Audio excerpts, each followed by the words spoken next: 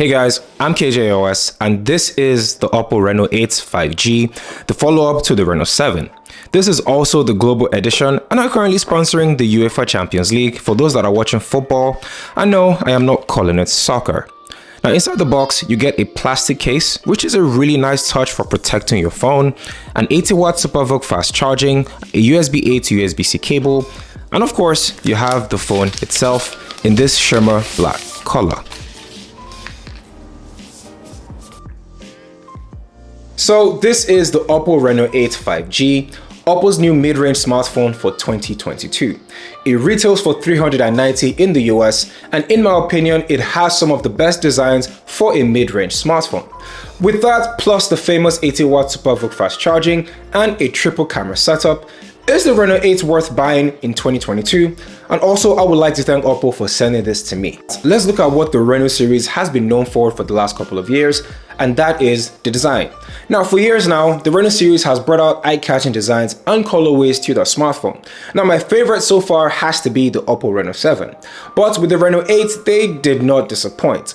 This is the shimmer black color and it grabbed my attention very easily. It is a flat design all around, especially with the sides, and it is not so thick, coming up at 6.6 millimeters with curved corners, making it easier to hold and comfortable to use on a daily basis. The entire body is plastic, by the way, and does not attract a lot of fingerprint marks or smudges for that matter. Even with the plastic frame, it doesn't exactly feel that way thanks to it being frosted. The back of the phone is the main focal point. Now, apart from it having a smooth touch, they took a page from the Oppo Find X Pro camera and tweaked it, giving it a semi-curved back that houses the wide-angle lens, the ultra-wide lens, and of course, a macro camera. Again, I honestly wish they added more of a telephoto lens than a macro camera. It just feels right, especially for the price. Now, on the right side is the power button with the trademark green accent.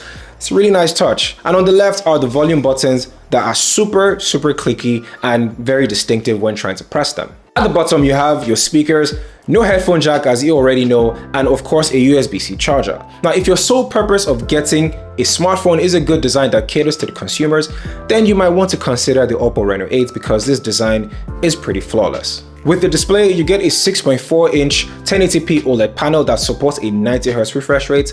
Now, a downside though, it does not have HDR support. The good news though, on the other hand, is the brightness. It has a max brightness of 633 nits with auto brightness on, and that is more than enough to see outdoors on a sunny day, especially at that $390 price tag. Color accuracy is decent with the video color boost coming through to enhance your video consumption. And be aware though that this will attract more power to your battery life. Like most smartphones with a high refresh rate, you can decide if you want a higher refresh rate or you want the standard 60Hz. With the Reno 8 and its LTPO panel, it's pretty competent and consistent. Video apps like YouTube reduce the refresh rate to preserve power as well as static screens. The battery life on this is pretty solid so far, as with this Dimensity 1300 SoC. It has a 4,500 mAh of battery and this is a whole day battery.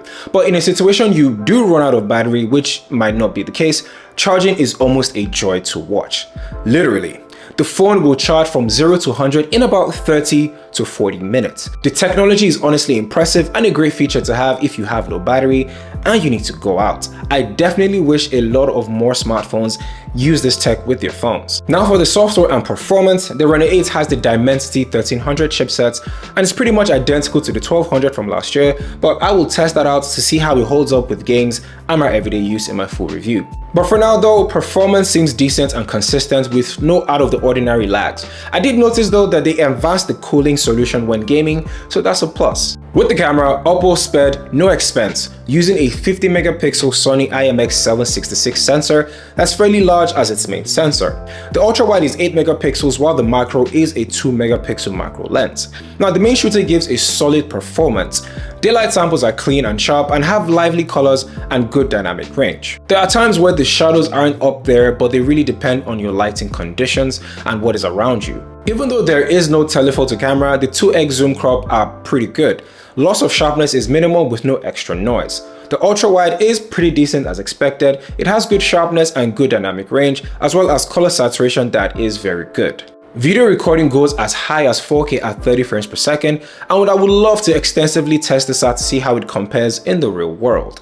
My thoughts on the Reno 8 are pretty positive. I'm really digging the flat surface and the square frame, and the plastic back but lighter weight. And of course that 80 watt Super VOOC fast charging, because battery and charging are what a lot of people care about when they want to choose a smartphone.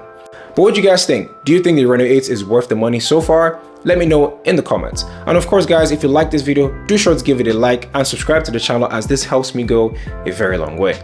Thank you guys for watching. My name again is KJOS, and I'll catch you guys in the next one where I talk all things tech.